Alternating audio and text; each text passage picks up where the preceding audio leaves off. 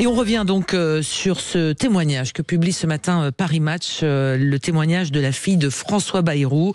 Pourquoi je n'ai rien dit à mon père, Hélène, la fille du Premier ministre, âgée de 53 ans aujourd'hui, et qui vient ajouter donc son témoignage à ceux des victimes de Betaram dans ce livre à paraître demain avec d'autres témoins, d'autres victimes de l'institution catholique du Béarn. On est en ligne avec Cyril Gann. Bonjour Cyril.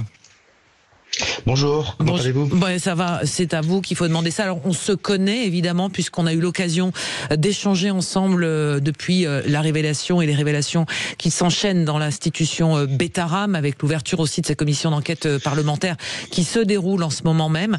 Alors Cyril, vous êtes un ancien de l'institution, de l'école de Betaram. Vous avez vous-même porté plainte et vous êtes arrivé exactement à peu près les mêmes choses qu'à tous les autres. Mais quand vous avez entendu et vous avez su que Hélène Bayrou, 53 ans, qui était élève à Betaram, a brisé la loi du silence et elle aussi raconte ses sévices lors de ce camp dans les Pyrénées, ce camp d'été où elle a été tirée par les cheveux, rouée de coups par un curé qui l'avait à l'œil, lui disait-il.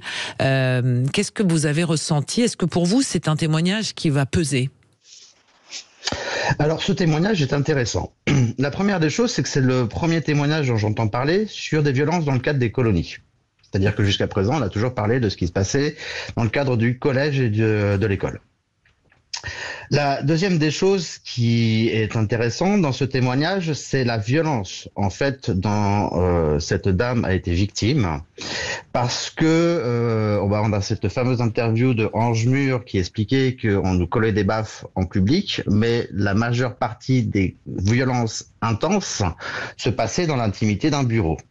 Exemple, ce qui se passait dans le bureau de Monsieur Cheval. Donc, ce témoignage est très intéressant.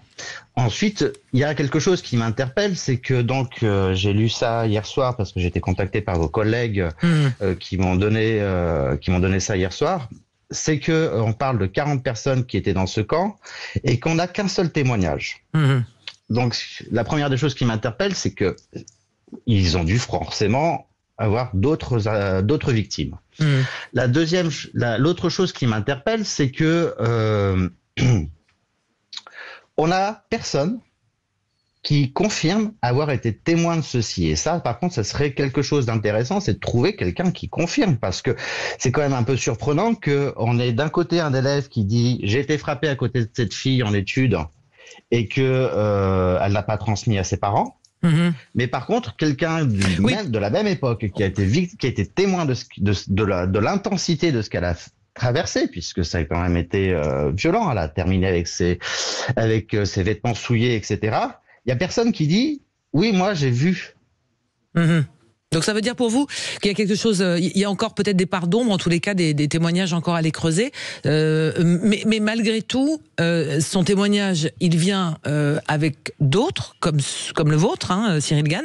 Est-ce que la position, la place de François Bayrou, qui je rappelle doit passer le 14 mai devant la commission d'enquête parlementaire qui se déroule en ce moment, est-ce que ça le fragilise ? Qu'est-ce que vous en pensez ? Est-ce que c'est important pour vous qu'il dise ce qu'il savait vraiment ou pas ?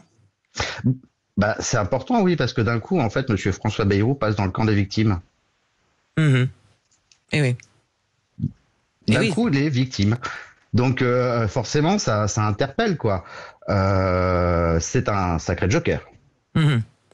Alors je précise que Hélène a téléphoné, explique dans cette interview à Paris Match, mon père m'a téléphoné, m'a demandé ce que j'allais raconter effectivement dans ce livre. Il disait j'ai un peu la trouille, est-ce que tu vas me dénoncer ?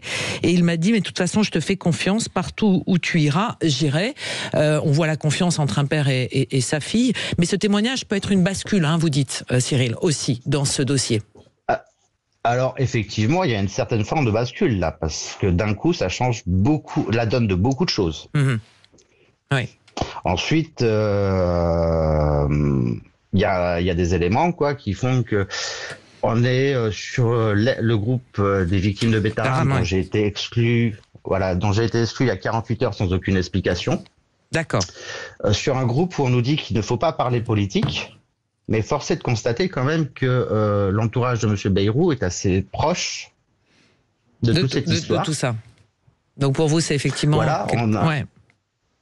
Parce que donc là maintenant nous avons cette dame qui a donné son témoignage. Nous avons aussi un proche de Monsieur François Bayrou qui est élu à la mairie de Pau, qui est un proche de Monsieur Esquer. Nous avons maintenant Monsieur Esquer qui est dans une commission avec... alors peut-être que tout ça, on va pas tout cerner de l'entourage et on va dire des ramifications à l'intérieur des différents groupes. On sait que c'est compliqué, mais ce qui est intéressant, c'est de voir que l'enquête avance. Est-ce que les travaux de la commission d'enquête parlementaire, en revanche, vous les suivez, vous les victimes? Est-ce que vous regardez ce qui s'est dit? On en a parlé ici sur Sud Radio, le témoignage de ces gendarmes qui ont confirmé qu'il y avait eu une intervention pour savoir ce qui s'était dit dans ce dossier lors de la plainte en 1996. Est-ce que tout ça, vous le regardez, vous le suivez et vous en attendez quelque chose pour terminer avec vous, Cyril? Alors, je le suis très attentivement, effectivement, parce que c'est l'histoire de ma vie. Donc, c'est essentiel pour moi de me tenir au courant de ces choses-là. Et j'attends chaque nouvel élément, chaque nouveau chapitre de cette histoire avec vigilance. Oui, pour vous, c'est quelque chose d'important. C'est des travaux qui se déroulent en ce moment, qui ont repris d'ailleurs hier avec une inspection dans un lycée public dans le nord, du côté de Valenciennes, où il y avait eu des dénonciations, en tous les cas des plaintes pour viol de la part d'un enseignant. Donc là aussi, on voit tout le travail qui est fait et toutes ces commissions d'enquête. Juste, j'en profite que vous êtes là, Cyril. Le ministère de l'Éducation nationale va donner à chacun des élèves, à la rentrée prochaine, en France, un questionnaire qui sera adapté au niveau de l'enfant, de la maternelle à la terminale. Chacun aura ses propres mots pour répondre au questionnaire. Sur les violences qu'il subit, il pourra y répondre en toute indépendance et en toute tranquillité. Ça aurait pu vous aider, ça, vous, les anciens de Bétarame, si ça avait existé, ce genre d'outil? Alors, je pense effectivement que ça nous aurait aidé. Et ensuite, il aurait fallu nous apprendre à parler. Parce qu'à l'époque, on nous a appris à nous taire. C'est ce que disent toutes les victimes dans cette affaire. Merci Cyril Gann, merci infiniment d'avoir été avec nous ce matin sur Sud Radio pour réagir en premier sur cette interview de la fille de François Bayrou, et on y reviendra tout à l'heure avec dans le débat avec Françoise Degois et Elisabeth Lévy. Dans un